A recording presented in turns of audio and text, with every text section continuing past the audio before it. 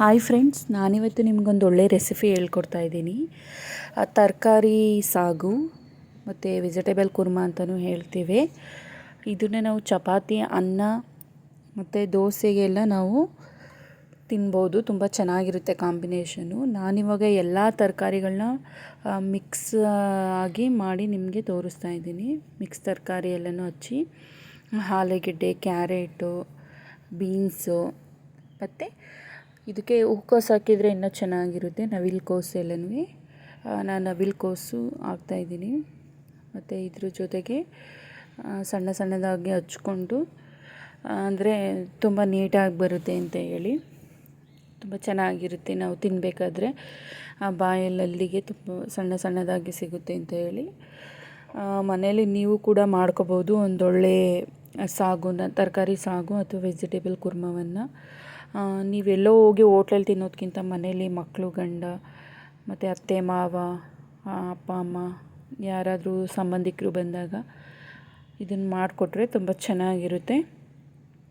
ಹಾಗೆ ನಾನಿವಾಗ ಹೂಕೋಸು ಇರಲಿಲ್ಲ, ಹಾಗಾಗಿ ನಾನು ಹೀರೆಕಾಯಿ ಇತ್ತು, ಅದನ್ನೇ ನಾನು ಹಚ್ಬಿಟ್ಟು ಎಲ್ಲ ತರಕಾರಿಗಳನ್ನ ಮಿಕ್ಸ್ ಮಾಡಿ ನಾನೊಂದು ಒಳ್ಳೆ ಸಾಗನ್ನು ಮಾಡೋದು ತೋರಿಸ್ಕೊಡ್ತೀನಿ ನಿಮಗೆ. ನೋಡಿ, ಯಾವಾಗಲೂ ನಾವು ಮಾರ್ಕೆಟಿಂದ ತರಕಾರಿ ತಂದಾಗ ಚೆನ್ನಾಗಿ ಅದನ್ನು ಸ್ವಲ್ಪ ನೀರಲ್ಲಿ ಉಪ್ಪು ಹಾಕ್ಬಿಟ್ಟು ನೀಟಾಗಿ ತೊಳಿಬೇಕು ಹಚ್ಚೋಕ್ಕಿಂತ ಮುಂಚೆನೇ. ಯಾಕೆ ಅಂತಂದರೆ ಇವಾಗ ಔಷಧಿಗಳನ್ನ ತುಂಬ ಸಿಂಪಡಿಸ್ತಾರೆ, ಅದಕ್ಕೋಸ್ಕರನೇ. ಅದು ವಿಷಕಾರಿಕ ತರಕಾರಿಗಳ ಮೇಲೆ ಇರೋದರಿಂದ ನಾವು ಹಾಗೇ ತಂದು ಹಚ್ಚಿದ ಮೇಲೆ ತೊಳಿಯೋಕೆ ಹೋಗಬಾರ್ದು. ಮುಂಚೆನೇ ತೊಳೆದಿಟ್ಟು ನೀಟಾಗಿ ಉಪ್ಪೆಲ್ಲ ಹಾಕ್ಬಿಟ್ಟು ಆನಂತರ ತೊಳಿಬೇಕು. ತುಂಬ ಚೆನ್ನಾಗಿರುತ್ತೆ. ನಾನಿವಾಗ ನಿಮಗೆ ಇದಕ್ಕೆ ಏನೇನು ಹಾಕಿ ಮಾಡಬೇಕು ಅಂತ ಹೇಳ್ಕೊಡ್ತಾ ಇದ್ದೀನಿ. ದಯವಿಟ್ಟು ಈ ವಿಡಿಯೋ ಪೂರ್ತಿ ನೋಡಿ. ನಿಮಗಿಷ್ಟ ಆದರೆ ಶೇರ್ ಮಾಡಿ, ಲೈಕ್ ಮಾಡಿ, ಸಬ್ಸ್ಕ್ರೈಬ್ ಮಾಡಿ. ನಾನು ಇವಾಗ ಟೊಮೊಟೊ, ಬೆಳ್ಳುಳ್ಳಿ 2 ಗೆಡ್ಡೆ, ಹಚ್ಚಿದಂಥ ಹಸಿ ತೆಂಗಿನಕಾಯಿ, ಮೆಣಸಿನ್ಕಾಯಿ, ಹಸಿರು ಮೆಣಸಿನ್ಕಾಯಿ, ಶುಂಠಿ 2 ಇಂಚು, ಸ್ವಲ್ಪ ಕಡಲೆ, 1-2 ಇಂಚು ಚಕ್ಕೆ, ನಿಮಗೆ ಬೇಕು ಅಂದರೆ ನೀವು ಗಸಗಸೆ ಹಾಕೋಬೋದು, ಟೇಸ್ಟಿಯಾಗಿರುತ್ತೆ. 1 ಚಮಚ ಧನಿಯಾ ಪೌಡ್ರು, 1 ಚಮಚ ಅಚ್ಚ ಖಾರದ ಪುಡಿ, 1 ಚಮಚ ಗರಂ ಮಸಾಲ. ಇದನ್ನೆಲ್ಲ ಹಾಕಿ ಚೆನ್ನಾಗಿ ರುಬ್ಬಬೇಕು. ರುಬ್ಬಿದ ನಂತರ ನಾನಿವಾಗ ನೋಡಿ ಹಚ್ಚಿಟ್ಕೊಂಡಿರೋ ಎಲ್ಲ ತರಕಾರಿಗಳನ್ನ ತೊಳೆದಿಟ್ಟಿಟ್ಕೊಂಡಿದ್ದೀನಿ ಮತ್ತು ಖಾರ ರುಬ್ಬಿಟ್ಕೊಂಡಿದ್ದೀನಿ. ನಾನಿವಾಗ ಕುಕ್ಕರ್ ಇಟ್ಬಿಟ್ಟು ಒಗ್ಗರಣೆ ಮಾಡ್ತಾಯಿದ್ದೀನಿ. ಎಣ್ಣೆ ಹಾಕಿ ಚೆನ್ನಾಗಿ ಕಾದ ನಂತರ, ಏಕೆಂತಂದರೆ ಅದು ಕಾಯಬೇಕು. ಕಾದರೆ ಸಾಸಿವೆ ಹಾಕಿದ ತಕ್ಷಣವೇ ಚಟಪಟ ಚಟಪಟ ಅನ್ನೋದಲ್ಲ, ಹಾಗಾಗಿ ಅದು ಕಾಯಲಿ. ಸ್ವಲ್ಪ ಸಾಸಿವೆ ಹಾಕಿ ನೋಡಿ ಯಾವ ಥರ ಚಟಪಟ ಚಟಪಟ ಚಟಪಟ ಅಂತ ಇದೆ.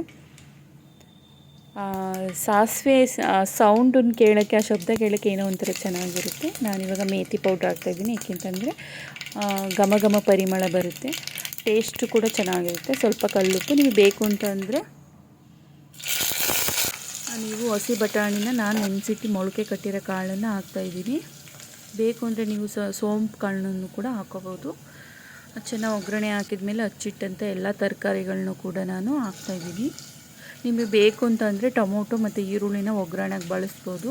ಆದರೆ ನಾನು ಟೊಮೊಟೊನ ಖಾರಕ್ಕೆ ರುಬ್ಬಿರೋದ್ರಿಂದ ಈರುಳ್ಳಿ ಹಾಕ್ತೀನಿ. ಆದರೆ ಇವಾಗ ಅದು ತುಂಬ ಬೆಂದೋಗಿರುತ್ತೆ, ಅದು ತಿನ್ನಬೇಕಾದ್ರೆ ಸಿಗಲ್ಲ ಅಂತೇಳಿ ನಾನು ಆ ನಂತರ ಹಾಕ್ತೇನೆ. ಅದು ಚೆನ್ನಾಗಿ ಬೆಂದು ಮಿಕ್ಸ್ ಆದಮೇಲೆ ಬೇಯ್ತಾ ಇದೆ. ಮಿಕ್ಸ್ ಆಗಲಿ ಸ್ವಲ್ಪ ಚೆನ್ನಾಗಿ.